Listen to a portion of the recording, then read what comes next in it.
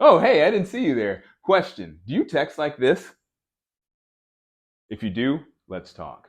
See, there's this thing called text neck that's going around the country, around the world, in fact. A lot of people are having this issue where they're having this thing called a herniation in their spine. And that's what we're calling text neck.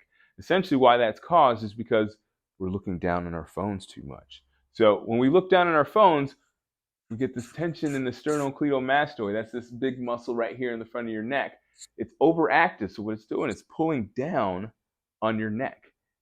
And that makes your back of your neck, the cervical spine, have to do a lot of work to support your head. Remember, your head is not it's not light. At least let's hope it's not light.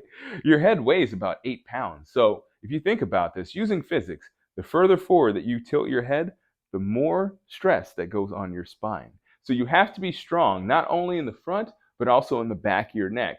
So you want to create that balance. And the easiest way to create that balance is by holding your phone up at eye level.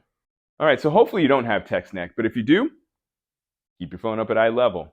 Thanks so much for watching, and as always, keep good company.